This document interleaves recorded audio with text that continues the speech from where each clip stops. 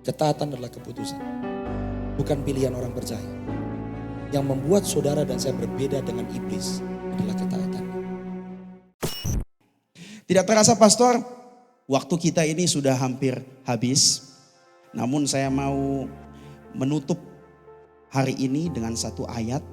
Dan saya akan berikan pertanyaan kepada Pastor Michael. Mungkin saudara pastor bisa sharing apapun yang Tuhan taruh di hati pastor hari ini untuk setiap pendengar baik offline maupun online. Karena kita sudah belajar banyak. Karena gereja hari ini walaupun menghadapi banyak sekali pencobaan, jangan tinggalkan gerejamu. Jangan tinggalkan pelayananmu. Jangan tinggalkan keluargamu. Saya teringat ada satu ayat, Yohanes 3 ayat 34 sampai 36. Saya bacakan. Sebab siapa yang diutus Allah, dialah yang menyampaikan firman Allah. Karena Allah mengaruniakan rohnya dengan tidak terbatas. Kita semua diutus Allah untuk menyampaikan firman Allah. Bukan cuma pendeta menyampaikan firman dengan verbal, namun kita menyampaikan firman dengan perbuatan. Berarti kita juga punya kuasa. Namun selanjutnya, Bapa mengasihi anak telah menyerahkan segala sesuatu kepadanya. Berarti karena Allah mengasihi kita. Ayat 36 terakhir. Barang siapa percaya kepada anak, ia beroleh hidup yang kekal. Tapi barang siapa tidak taat kepada anak, ia tidak akan melihat hidup, melainkan murka Allah tetap ada di atasnya. Berarti ada kuasa, ada kasih. Namun terakhir harus ada ketaatan. Obedience is a choice or decision. Nah itu kan yang di promote flyer ya. Waktu Pastor Singgi taruh that team, apakah obedience itu a choice or decision? Waktu pertama saya simak pertanyaan itu, saya agak bingung. Kenapa? Karena mirip. Saudara bingung gak? Apakah ketaatan itu adalah pilihan atau keputusan? Mirip. Pilihan juga bikin keputusan. Kalau memilih kan lu memutuskan gitu. Tapi waktu saya renungkan itu dalam sekali. Dan jawaban saya ya Pastor, akhirnya saya jawab. Saya belum ngomong sama Pastor Singgi. Apa yang saya mengerti, apa yang saya tangkap dari Tuhan. Menurut saya, ketaatan adalah keputusan. Bukan pilihan. Tuhan gak pernah ajarin. Mau taat atau enggak terserah lu. Yesus datang ke dunia. Dia bilang sama Bapak, kalau bisa. Dia ngasih ke Bapak apa? Pilihan. Bisa enggak? Ini kalau bisa lewat. Bapak bilang apa? Di situ saya tangkap, ketaatan bukan pilihan. Ketaatan adalah keputusan. You have to obey. Tapi yet, karena ketaatan adalah keputusan, ketaatan adalah pilihan. Pilihannya bukan taat atau enggak. Pilihannya adalah memutuskan untuk taat. Putuskan untuk taat. Ketaatan adalah keputusan. Bukan pilihan orang percaya. Yang membuat saudara dan saya berbeda dengan iblis adalah ketaatannya. Yang membuat kita Kristen karena kita taat. Kalau kita enggak taat sama Tuhan, kita bukan Kristen. Kamu ke gereja, kamu mau dibaptis sampai dicekokin air baptisannya masuk ke kerangkang hati kamu, kamu bukan Kristen. Mau dicelupin sampai kepalanya, megap-megap, kamu bukan Kristen. Dibaptis 100 kali, kamu bukan Kristen. Perjamuan kudus sampai minumnya anggur terus tiap hari, kamu bukan Kristen. Yang membuat kita Kristen atau tidak adalah taat kepada obedience is a decision. Dan ini yang harus diputuskan oleh kita semua. Bukan sekali saudara, setiap hari. Kita harus putuskan mau taat atau tidak setiap hari. Katakan sama-sama dengan saya, setiap hari. Kita akan selalu diperhadapkan dengan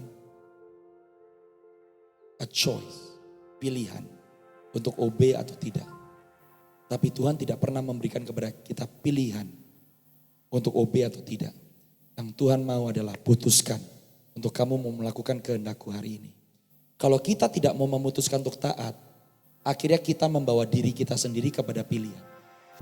Dan kemungkinan besar kalau kita memilih, pilihan kita pasti sah.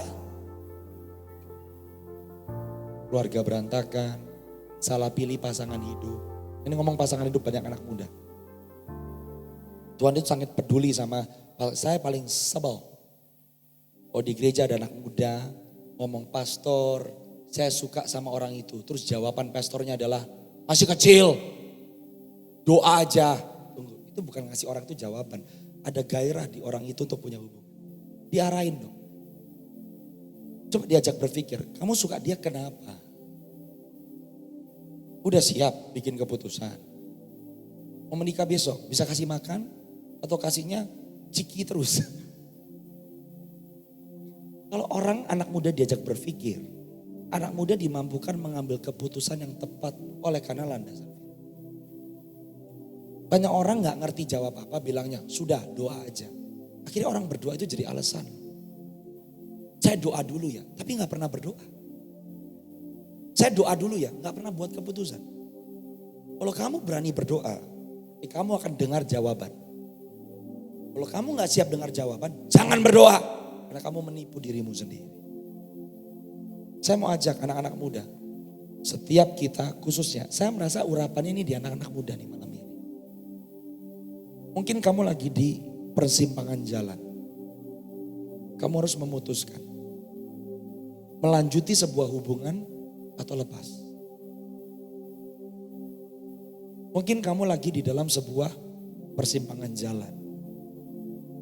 Tuhan lagi panggil kamu, ayo layani aku. Tapi kamu lagi pikir, nanti uangnya gimana Tuhan? Orang tua saya akan ngomong apa? Mungkin Anda sedang di dalam persimpangan jalan. Tapi satu hal yang saya mau kasih tahu sama saudara. Kalau engkau taat, engkau tidak akan pernah dirugikan oleh karena ketaatanmu. Waktu engkau taat, Tuhan berdaulat. Waktu engkau gak taat, kamu lagi geser Tuhan. Iblis terbesar apapun jadi lawan kamu, ada jalan keluar. Tapi kalau Tuhan yang jadi lawan kamu, gak ada yang bisa tolong kamu. Saya gak mau stay di Amerika. Tuhan gak kasih saya pilihan. Tapi hari ini saya bersyukur saya ada di Amerika. Kenapa? Ternyata kalau saya gak stay, tahun 2009 saya gak ketemu sama sekarang istri saya lagi. Kalau saya gak stay di Amerika, mungkin saya gak ada hari ini dengan kapasitas saya. Oleh karena saya stay di Amerika, saya gak pernah mimpi saudara, saya sekarang pastoring gereja yang bukan gereja Indonesia. Jemaat saya semuanya orang putih, orang hitam, orang Zimbabwe, Filipina, orang Korea. Because of obedience. Tapi satu ketaatan gak bisa bawa saya terus maju dalam rencana Tuhan. Karena ada ketaatan yang berikutnya. Ada ketaatan yang berikutnya. Ada ketaatan yang berikutnya. You know, setiap kali kita ada di dalam rumah Tuhan, Tuhan Yesus hadir. He's here. So malam ini saya mau ajak saudara, kalau ini something kayaknya lagi goyang nih. Mungkin engkau sadar belak-belakan aku lagi berontak. Mungkin kamu lagi sadar di sini, aku sih Kristen ya, tapi kok aku nggak bisa menundukkan diri. Malam hari ini jangan sampai Anda pulang dari tempat ini, kamu nggak rekonsiliasi sama Tuhan. Jangan kamu keluar dari tempat ini malam hari ini tanpa kamu make sure hubunganmu sama Tuhan itu ada di satu confidence di mana engkau berkata, aku ada di tengah-tengah kehendak Tuhan yang sempurna. Saudara bisa ngomong gitu loh. Keadaanmu bisa babak belur, tapi Anda bisa punya satu damai karena engkau tahu kamu ada di dalam kehendak Tuhan.